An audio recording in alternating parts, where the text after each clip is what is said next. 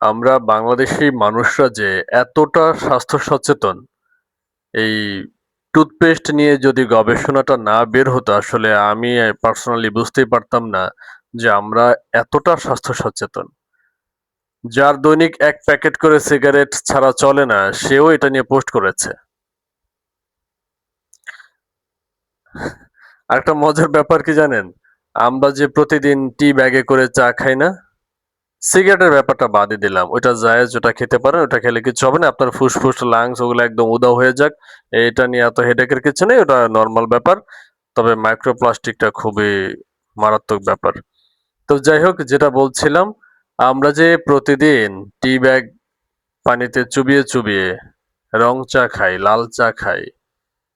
২০১৯ সালে একটি গবেষণায় দেখা গেছে একটা টি ব্যাগ যখন ৯৫°C তাপমাত্রার ওই গরম ফুটন্ত পানিতে চুবানো হয়, তখন সেই টি ব্যাগ থেকে ১১.৬ বিলিয়ন মাইক্রোপ্লাস্টিক নির্গত হয় এবং ৩.১ বিলিয়ন ন্যানোপ্লাস্টিক নির্গত হয়, যেটা আমরা সরাসরি ভেতরে ইনটেক করছি।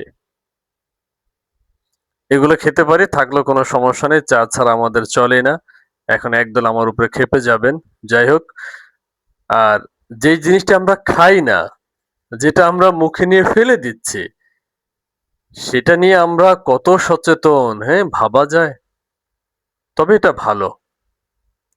তবে যাই হোক, আ শেষ কথা হচ্ছে যেটা খারাপ সেটা খারাপ, সেটা কম পরিমাণে হোক, বেশি পরিমাণে হোক, এই ব্যাপারটা অবশ্যই কর্তৃপক্ষ দেখবেন। তবে আমাদের এই হুজুগের ব্যাপারগুলো আমার মনে হয় সবার একটু সচেতন হওয়া জরুরি।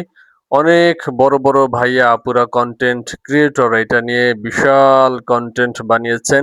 হ্যাঁ? আমরা কি ক্ষতিকর জিনিস খেয়ে ফেলছি, কি করছি। ভাইরে ভাই! তবে এটা ভালো যে আমরা আসলে দিন স্বাস্থ্য সচেতন হচ্ছি। এটা ভালো। অ্যাপ্রিশিয়েট করার মতো।